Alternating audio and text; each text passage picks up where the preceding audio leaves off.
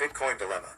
Bitcoin, the world's most popular cryptocurrency, has been the subject of intense debate among investors and traders alike. In recent times, the market has experienced a significant move, which has sparked renewed interest in the long-term prospects of the digital currency. We will explore two potential scenarios for the future of Bitcoin, based on an analysis of its price movements using logarithmic and linear charts. We will delve into the key levels that could influence the direction of Bitcoin's price action in the coming months. Whether you are a seasoned trader or a casual observer, this will provide valuable insights into the possible future of Bitcoin, which can have implications for the wider cryptocurrency market. In our previous discussion, we covered the Bitcoin cycles and some of its fundamentals on separate occasions. Today, we aim to combine those insights into our current understanding. Our analysis suggests that the price level of $15,000 in November 2022 could be a potential candidate for the current cycle's bottom.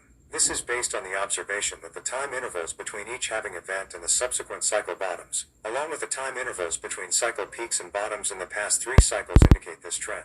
However, determining the ultimate bottom is challenging, as the extent of price declines indicates that we probably haven't reached it yet. In the previous 2 cycles, the price dropped by roughly 85% from the cycle's highest point after it dipped from the parabolic curve patterns. In contrast, the decline was only about 77% in the most recent cycle. To identify the completion of a trend, the Elliott wave theory is a popular method. However, the choice of chart used can be a bit tricky. 2 commonly used charts are logarithmic and linear. A logarithmic chart uses the percentage of change to plot data points, while a linear chart uses equal values between price scales to provide equal distances between values. When analyzing Bitcoin, a logarithmic chart provides a clearer depiction of each cycle's peaks and troughs. By treating each up and down wave within each cycle as distinct, we can observe that the bull markets of the past 3 cycles can be classified as wave 1, 3, and 5 of the long-term impulse waves, while the bear markets of cycle 1 and 2 can be counted as wave 2 and 4. The most recent bear market of the 3rd cycle,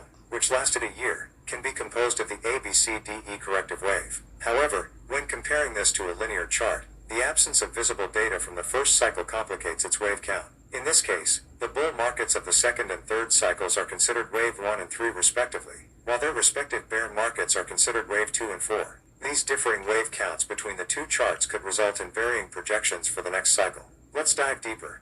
When examining the linear chart, we can infer that we have recently finished the 4th wave correction wave and moved on to the 5th, which is the next bullish cycle, that is part of the overall 1, 2, 3, 4, 5 impulse waves of Bitcoin. However, the logarithmic chart tells a different story, indicating that the 1, 2, 3, 4, 5 impulse wave is already completed and we are now in the ABC corrective wave. The year-long bear market that we experienced recently is considered as the A wave on the logarithmic chart. The current upward trend that broke the structure of lower highs and lower lows represents a portion of the entire bullish rally of the B wave, which has the potential to reach $40,000. Following this rally, we could expect to see a resumption of the downward movement towards $10,000 as the completion of the C wave. Looking at both scenarios, we can see 2 potential outcomes. The first is an upward rally that may test its previous high after some indecision pattern, which we will further analyze later in detail. The second possibility is an upward movement that will test the $42,000 level, only to be followed by a dip towards $10,000 after a rejection.